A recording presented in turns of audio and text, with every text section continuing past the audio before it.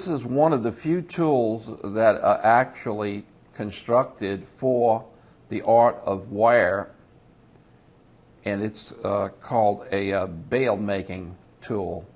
It's two mandrels, as you can see, right next to each other, one small, one large. One is for the large bale, one is for a small bale. They come right together.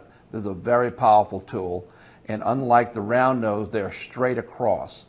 You can use them for a lot of different metal bending techniques. The most I use it for is to make this top of this bale in a sculpted piece. And when I use that bale, that piece, that bale will be perfectly round, as you can see here. If you do that with a round nose pliers, it will be slightly angled to the right or left, and you have to straighten it out. So the bale making pliers is a great tool just to use for bales, and it's a real specialty tool, none that you actually absolutely have to have, but it's good to have around if you really like precision work.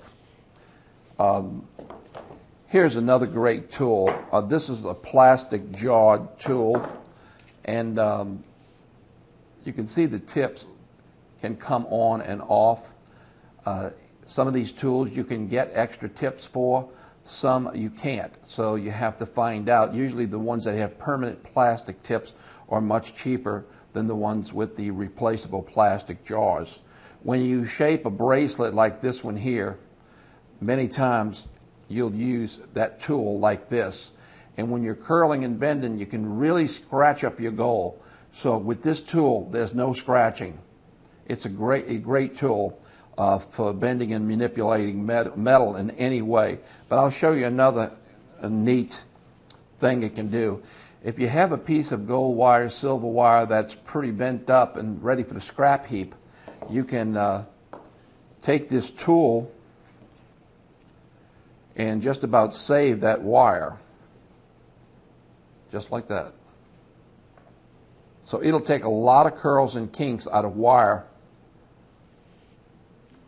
that may have been headed for the scrap pile.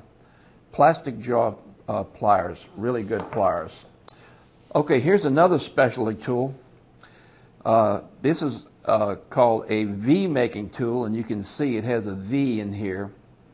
It's a very strong tool, very powerful, all made out of polished steel. Has the spring returns, the padded grips. And this makes a V, and I'll show you what I use it for mostly.